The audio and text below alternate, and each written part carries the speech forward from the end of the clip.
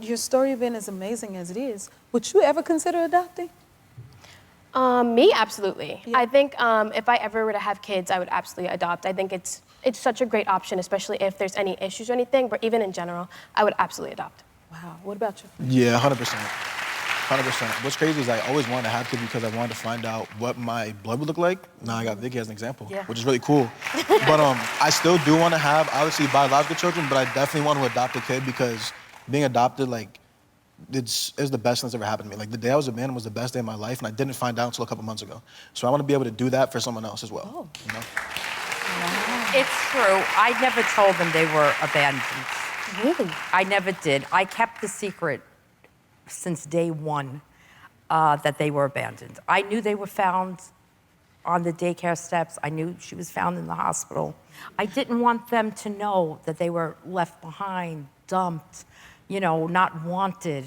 We don't know the facts from the beginning, Right. you know. And I just, as they were growing up and children, I didn't want it to come out. You know, I wanted to be the one to tell them my way. And unfortunately, that did not happen because Frank knew a few months before he needed some paperwork. And he went into my husband's file cabinet. So when Frank went to go get his birth certificate, he found the article. And then only months later, he had taken me out to dinner, and he said, I want to find out more about my past. I said, we'll order you some, you know, DNA kits.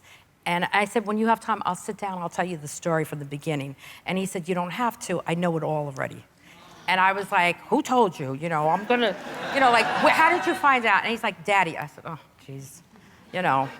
But you know what, I'm grateful that it came out. So I'm very grateful for that. It's such a beautiful story. Thank you. You know, God makes no mistakes. You know what I mean? No, it was not a mistake. Because it wouldn't have led us here if I still held on to that secret. Yes. And they took it well. Yeah. You know, Frank knew first, and then he went to pick up Vicky at her friend's house that night, and I told him, don't you dare tell her her story. Okay. And he did not, but he told her his story. So 2 o'clock in the morning, they get in, and they're both in my bedroom on my bed, and they're like, Vicky was like, well, Frank told me his story, what's mine? I was like, listen, you know, I just had 2 drinks. He took me out to dinner. I'm sleeping, you know, so she's like, well, I want my story. What would you say to people that are looking to consider adopting? You know what? It is a journey that you need to be somewhat prepared for.